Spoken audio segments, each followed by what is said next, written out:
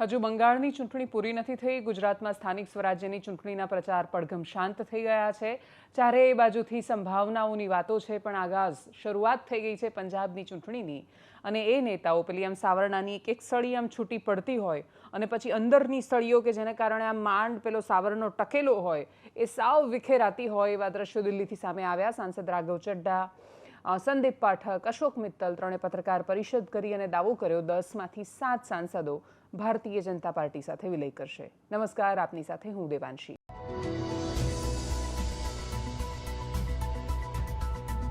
Two-third majority એટલે 2/3 લોકો જ્યારે એમ પણ જેમની સંખ્યા હોય એમાંથી બીજા કોઈ પક્ષમાં જાય ત્યારે પક્ષાંતર ધારો લાગુ નથી થતો. રાજીવ ગાંધીની સરકાર જ્યારે આ નિયમ લઈને આવી ત્યારે આ દેશના બંધારણમાં એમાં કરવામાં આવેલા એમેન્ડમેન્ટમાં પણ બદલાવોમાં કોઈને કોઈ નાની બારી હંમેશા છોડી દેવામાં આવતી હોય છે. એ બારી છોડનારને કદાચ ખબર પણ ન હોય કે બારી છોડી રહ્યા છે, પણ છતાં એ થતું હોય છે. પક્ષોની તાનાશાહી પણ વધી. પક્ષાંતર ધારો આવવાથી અસહમતિનો અધિકાર લોકો પાસેથી છીનવાયો. વ્હીપની વિરુદ્ધ જઈને મેન્ડેટ નથી આપી શકતા. ઘણી બધી વાતો છે. ઘણાની સહમતિ અસહમતિની વચ્ચે મુખ્ય સમાચાર આખા દિવસની રાજનીતિના રાઘવ ચડ્ડાના ભારતીય જનતા પાર્ટીમાં જોડાવાની આસપાસ રહ્યા. જો કે કોઈને વિશેષ આશ્ચર્ય પણ નહોતું આ સમાચારથી. આપની ઉદયથી લઈને હવે અસ્ત થવા તરફ જઈ રહી છે એ પ્રકારે દેખાતી રાજનીતિ વિશે વાત કરતા પહેલા ગુજરાતમાં આમ આદમી પાર્ટીના નાટક વિશે વાત કરીએ. નાટક શબ્દ એટલા માટે કેમ કે બહુ જ બધા લોકો માટે અપેક્ષિત હતું કે આમ આદમી પાર્ટી જે રીતે પોલિટિક્સ કરે છે એટલે એમની સભામાં ફેંકાતો પથ્થર, એમની સભામાં ફેંકાતા જૂતા, અમુક ચોક્કસ પ્રકારના વિડીયોઝ વાયરલ થવા, એ ઘણું બધું આમ પહેલેથી પૂર્વ નિર્ધારિત હોય એ રીતે જ્યારે એ ઘણું બધું મૂકતા હોય છે તો એમાં ફાયરિંગ જેવી ઘટનાઓ આશ્ચર્ય પાડે એવી હતી. એ સમાચાર જ્યારે આવ્યા કે આમ આદમી પાર્ટીના ઉમેદવાર પર ફાયરિંગ થયું ત્યારે દરેકને આઘાત લાગે એવા સમાચાર હતા કે ગુજરાતમાં ફાયરિંગ થવા માંડ્યું. એટલે ગુજરાતમાં અમુક વિધાનસભાની બેઠકો એવી હોય છે, પણ એ વિધાનસભાની ચૂંટણીમાં ઘણીવાર ત્યાં તંગદિલીના કે મારામારીના દ્રશ્યો જોવા મળે. એવું નથી કે બધું જ બહુ જ સરસ રહ્યું છે, પણ આપણે જ્યારે સાપેક્ષમાં સરખામણીએ જોઈએ તો ગુજરાત બહુ શાંત રાજ્ય છે. અહીંયા તો ઉમેદવારો ઘણીવાર સાથે બેસીને ટીવી ડિબેટમાં પણ આવે ને સાથે બેસીને ચા પાણી કરતા એ જોવા મળે. અહીંયા એટલું બધું ઝેર કે દ્વેષ નથી હોતો મોટા ભાગે. આમ આદમી પાર્ટીના આવવાથી ગુજરાતનું પોલિટિક્સ બદલાયું ચોક્કસ છે. આમ આદમી પાર્ટી એવો આરોપ લગાવે છે કે ગુજરાતમાં ભાજપ અને કોંગ્રેસ સાથે મળીને સેટિંગથી બધું ચલાવતા હતા. અમે આવ્યા તો અમે કટ્ટર રીતે લડી રહ્યા છીએ ને એટલા માટે આ થઈ રહ્યું છે. પણ હકીકત એ છે કે તમે કટ્ટર રીતે લડવાનો દાવો કરો કે કંઈ પણ કરો, સ્થિતિ બદલાઈ છે અને રાજનીતિમાં અસહમતિનું સ્થાન દ્વેષે લઈ લીધું છે. તમે અસહમત નથી, તમને એવું લાગે છે કે આ વાતનો વિરોધ થવો જોઈએ, એ વાતો અતિશય વ્યક્તિગત ટાર્ગેટ સુધી પહોંચી, વ્યક્તિગત કોઈનું કેરેક્ટર એસેસિનેશન કરવું, સતત કોઈને ટાર્ગેટ કરવા ત્યાં સુધી પણ પહોંચી.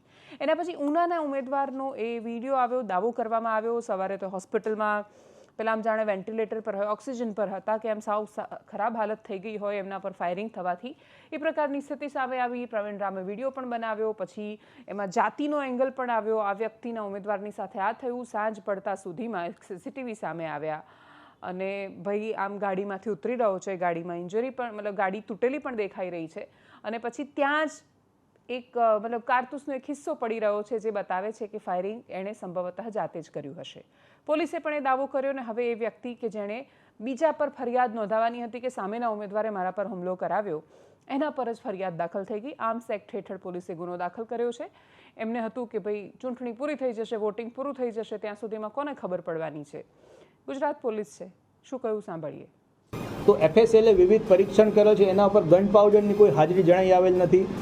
જે જગ્યાએ વિન્ડશીલ્ડ ઉપર બુલેટ ફાયર થઈ છે એ જગ્યાએ પણ એફએસએલે વિવિધ પરીક્ષણો કર્યા છે, એના ડાયામીટર માપ્યા છે.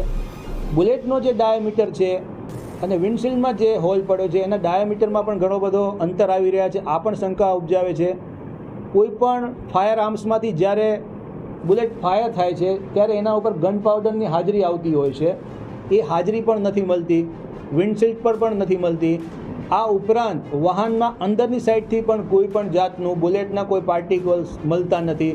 એટલે આ બધી બાબતો એક મોટી કોન્સ્પિરસી તરફ લઈ જાય છે અને સમગ્ર ઘટનાક્રમ ઉપર એક શંકા ઉપજાવે છે. અને મોડી રાત સુધી એફએસએલ અને અમારા પોલીસની વિવિધ ટીમો ગડમથલના અંતે અમે આ કન્ક્લુઝન ઉપર આવ્યા છીએ કે આવો કોઈ બનાવ બનવા પામેલ નથી ફાયરિંગનો. કોઈને લાગતું હોય કે આવું કરવાથી ચૂંટણી નથી જીતી શકાતી તો જવાબ ના છે. અંબાજીની દાંતા વિધાનસભા બેઠક એટલી સરળ નહોતી કોંગ્રેસ માટે. કાંતિ ખરાડી ઘણી બધી મુશ્કેલીનો સામનો કરી રહ્યા હતા, પણ મતદાનની વહેલી સવારે જ સમાચાર આવ્યા કે એમના પર હુમલો થયો છે, સામસામે ઝડપ થઈ છે અને પછી એમનું અપહરણ કરવાનો પ્રયત્ન કર્યો છે. ઉમેદવારનું અપહરણ થઈ ગયું એ પ્રકારના સમાચાર ચર્ચામાં આવ્યા. એ જંગલમાં જતા રહ્યા, ઘર્ષણના દ્રશ્યો સામે આવ્યા. સાંજ પડતા સુધીમાં ઈવીએમમાં બધું બંધ થઈ ગયું હતું, પેક થઈ ગયા હતા અને પછી અંબાજીની દાંતા વિધાનસભા કાંતિ ખરાડી કોંગ્રેસમાંથી 2027માં જીતી ગયા હતા. અને એટલે જ આ પ્રકારના સમાચારો અસર કરે છે.